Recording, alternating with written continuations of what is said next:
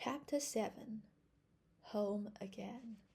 Those first 3 weeks at Redmond had seemed long, but the rest of the term flew by on wings of wind. Before they realized it, the Redmond students found themselves in the grind of Christmas examinations, emerging therefrom more or less triumphantly. The honor of leading in the freshman classes fluctuated between Anne, Gilbert, and Philippa. Priscilla did very well. Charlie Sloane scraped through respectably and comported himself as complacently as if he had led in everything. "I can't really believe that this time tomorrow I'll be in Green Gables," said Anne on the night before departure. "But I shall be, and you, Phil, will be in Bolingbroke with Alec and Alonzo." "I'm longing to see them," admitted Phil, between the chocolate she was nibbling. "They really are such dear boys, you know. There's to be no end of dances and drives and general jamborees.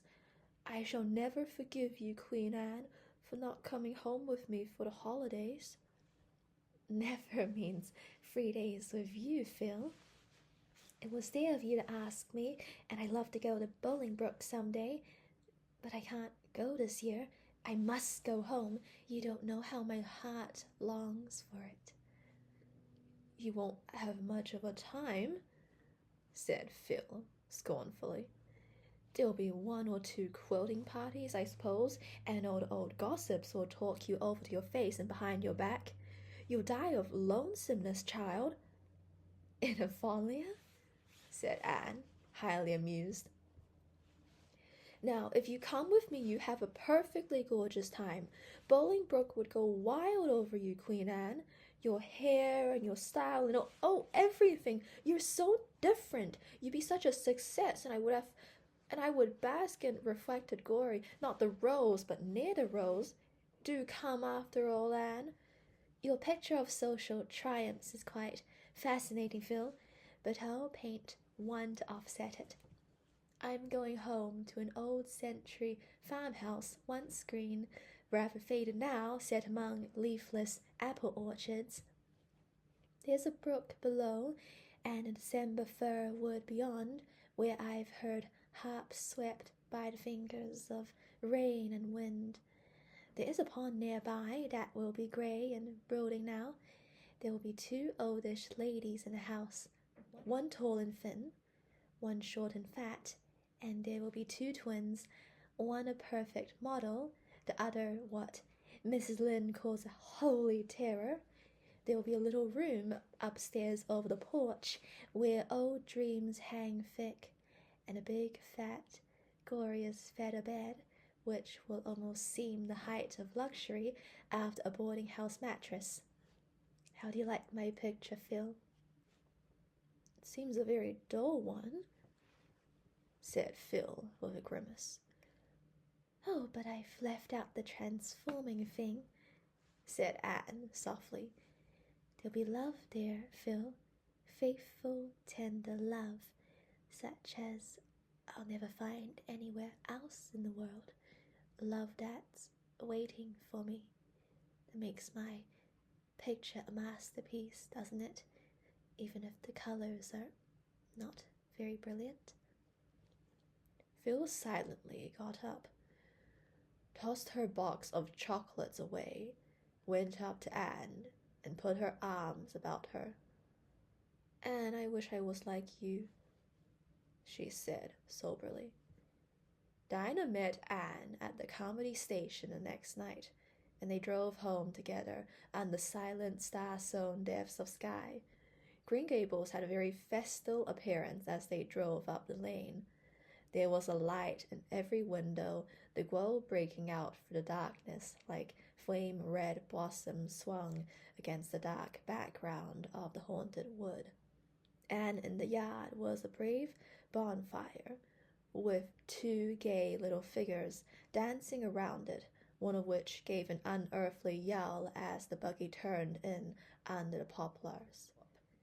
"Davy means that for an Indian war-whoop," said Diana.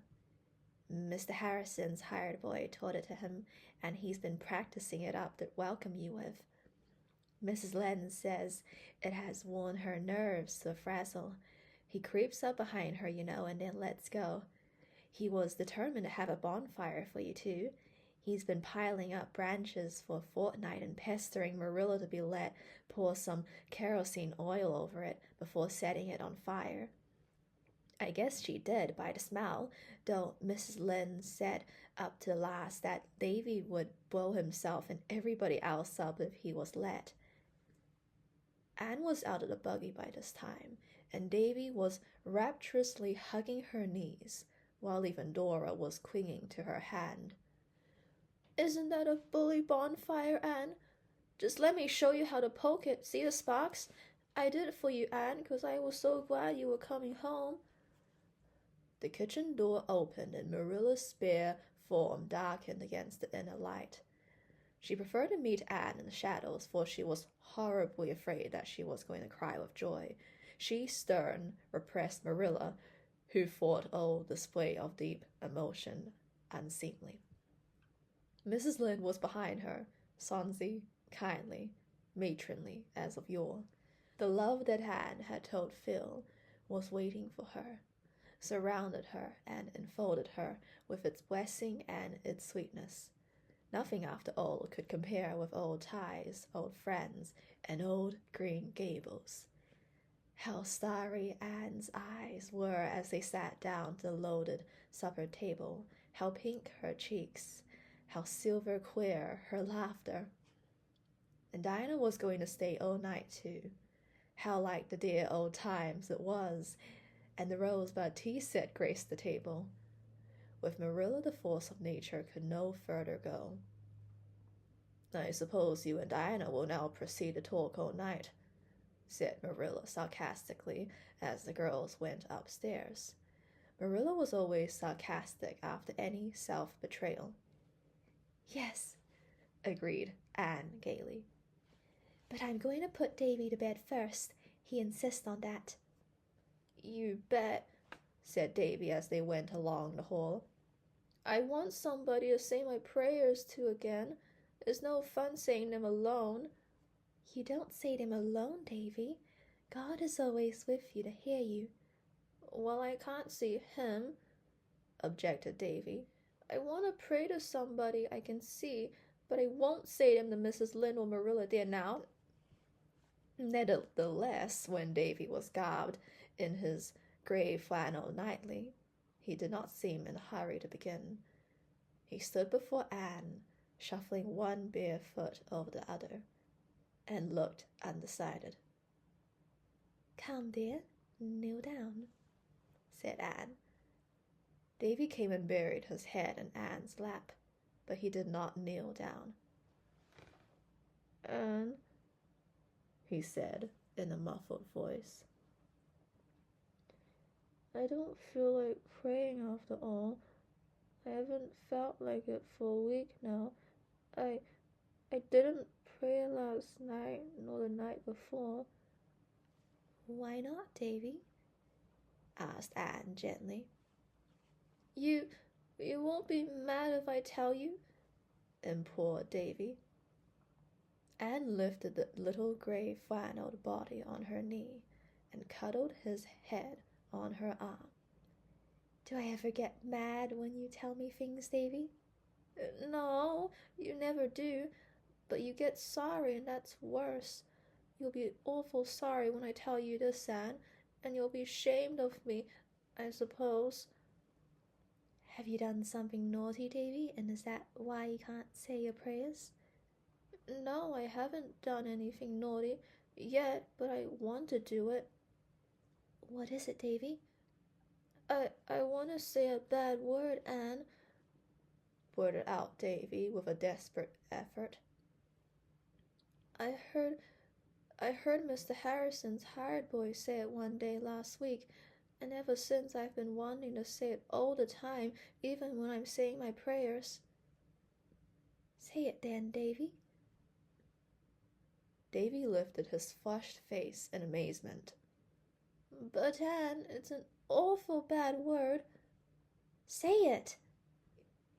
Davy gave her another incredulous look. Then in a low voice he said the dreadful word. The next minute his face was burrowing against her. "Oh, Anne, I'll never say it again, never. I'll never want to say it again. I knew it was bad, but I didn't suppose it was I didn't suppose it was like that." No, I don't think you'll ever want to say it again, Davy, or think it either.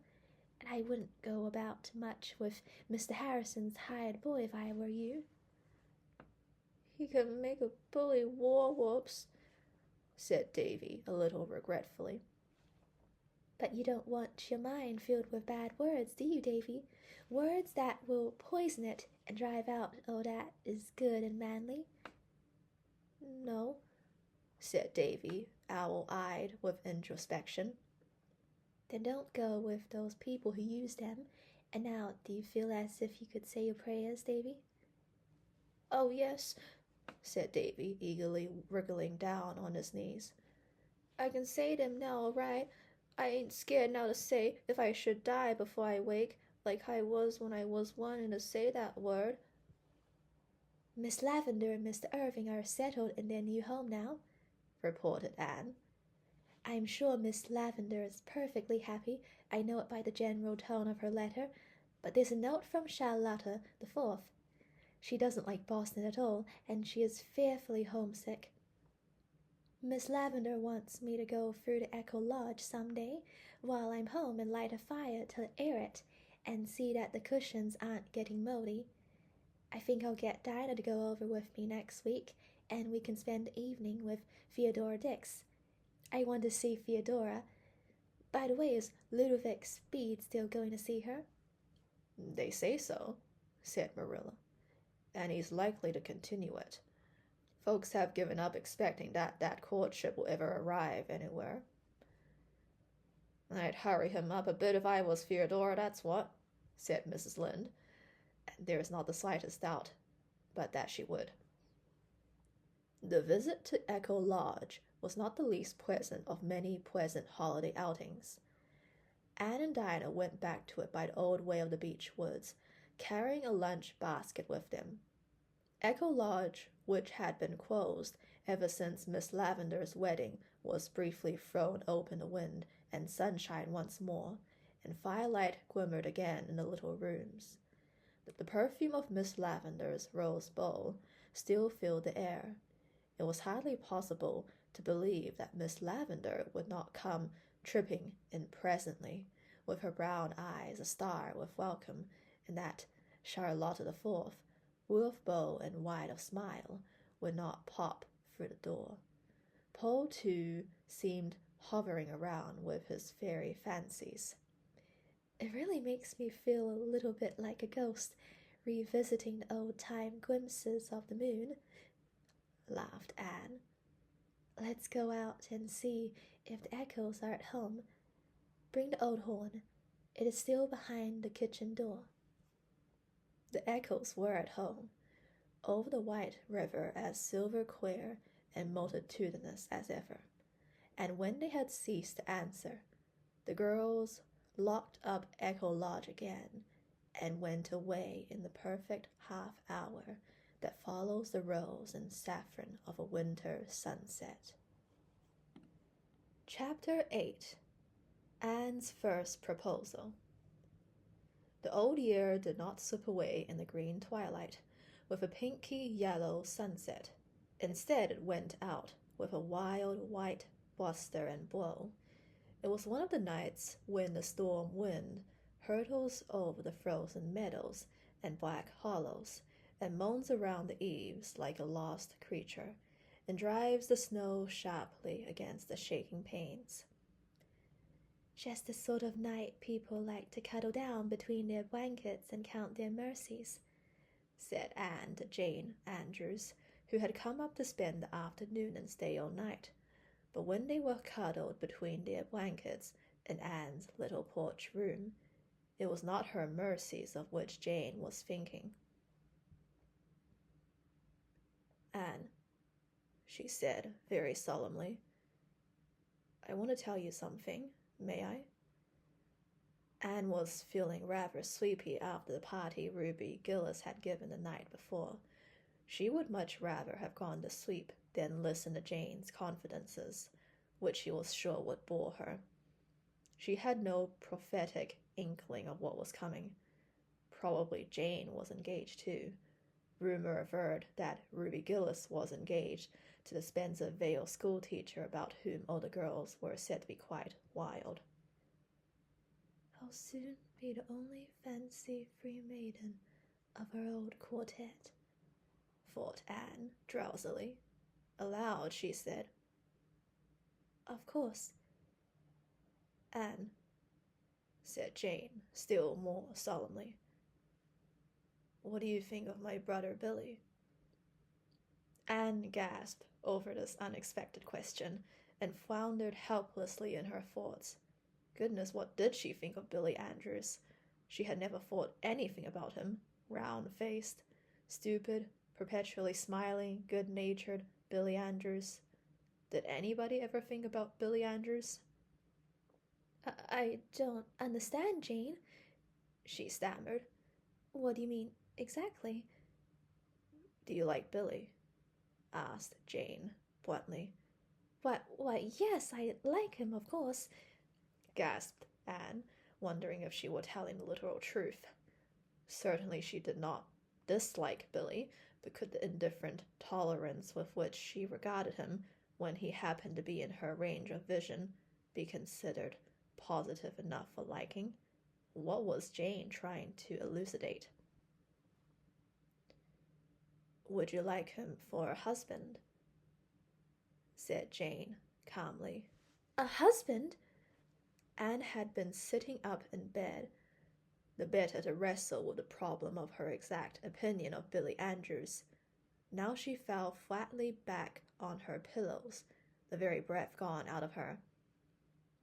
Whose husband?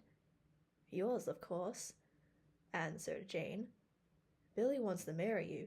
He's always been crazy about you. And now father has given him the upper farm in his own name, and there's nothing to prevent him from getting married. But he's so shy he couldn't ask you himself if you'd have him, so he got me to do it. I'd rather not have, but he gave me no peace till I said I would if I got a good chance. What do you think about it, Anne? Was it a dream? Was it one of those nightmare things in which you find yourself engaged or married to someone you hate or don't know without the slightest idea how it ever came about? Now, she, Anne Shirley, was lying there, wide awake in her own bed, and Jane Andrews was beside her, calmly proposing for her brother, Billy. Anne did not know whether she wanted to writhe or laugh, but she could do neither, for Jane's feelings must not be hurt. I couldn't marry Bill, you know, Jane, she managed to gasp. Why, such an idea never occurred to me, never. I don't suppose it did, agreed Jane. Billy has always been far too shy to think of courting, but you might think it over, Anne. Billy's a good fellow. I must say that if he is my brother. He has no bad habits, and he's a great worker, and you can depend on him. A bird in the hand is worth two in the bush. He told me to tell you he'd be quite willing to wait till you got through college if you insisted, though he'd rather got married this spring before the planting begins. He'd always be very good to you, I'm sure, and you know, Anne, I'd love to have you for a sister. I can't marry Billy, said Anne decidedly. She had recovered her wits and was even feeling a little angry. It was all so ridiculous. There is no use thinking of it, Jane. I don't care anything for him in that way, and you must tell him so. Well, I didn't suppose you would, said Jane with a resigned sigh, feeling that she had done her best. I told Billy I didn't believe it was a bit of use to ask you, but he insisted. Well, you've made your decision, Anne, and I hope you won't regret it. Jane spoke rather coldly. She had been perfectly sure that the enamored Billy had no chance at all of inducing Anne to marry him. Nevertheless, she felt a little resentment that Anne Shirley, who was, after all, merely an adopted orphan without kith or kin, should refuse her brother one of the Von Lear Andrews. Well, Pride sometimes goes before a fall, Jane reflected ominously. Anne permitted herself to smile in the darkness of the idea that she might ever regret not marrying Billy Andrews. I hope Billy won't feel very badly over it, she said nicely. Jane made a movement as if she were tossing her head on her pillow. Oh, he won't break his heart. Billy has too much good sense for that. He likes Nettie Blewett pretty well, too, and Mother would rather he married her than anyone. She's such a good manager and saver. I think when Billy is once sure you won't have him, he'll take Nettie. Please don't mention this to anyone, will you, Anne?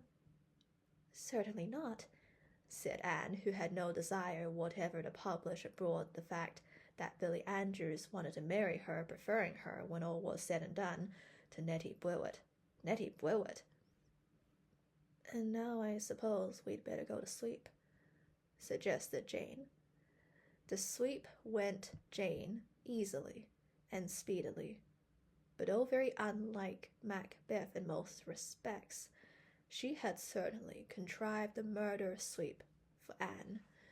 That proposed to damsel lay on a wakeful pillow until the wee smas, but her medications were far from being romantic. It was not, however, until the next morning that she had an opportunity to indulge in a good laugh over the whole affair. When Jane had gone home, still with a hint of frost in voice and manner because Anne had declined so ungratefully and decidedly the honor of an alliance with the house of Andrews, Anne retreated to the porch room, shut the door, and had her laugh out at last. If only I could only share the joke with someone, she thought. But I can't. Dinah is the only one I'd want to tell, and even if I hadn't sworn secrecy to Jane, I can't tell Dinah things now. She tells everything to Fred. I know she does. Well, I've had my first proposal. I suppose it would come someday, but I certainly never thought it would be Proxy. It's awfully funny, and yet there's a sting in it too, somehow. Anne knew quite well wherein the sting consisted, though she did not put it into words. She had had her secret dreams of the first time someone should ask her the great question, and had, in those dreams, always been very romantic and beautiful. And the someone was to be very handsome and dark-eyed, and distinguished-looking and eloquent, whether he were Prince Charming to be enraptured with yes, or one to whom a regretful, beautifully worded but hopeless refusal must be given. If the latter, the refusal was to be expressed so delicately that it would be next best thing to acceptance, and he would go away, after kissing her hand, assuring her of his unalterable, lifelong devotion. And it would always be a beautiful memory to be proud of and a little sad about also. And now this thrilling experience had turned out to be merely grotesque. Billy Andrews had got his sister to propose for him because his father had given him the upper farm, and if Anne wouldn't have him, Nettie Blewett would. There was romance for you with a vengeance. Anne laughed, and then sighed. The bloom had been brushed from one little maiden dream. Would the painful process go on until everything became prosaic and humdrum?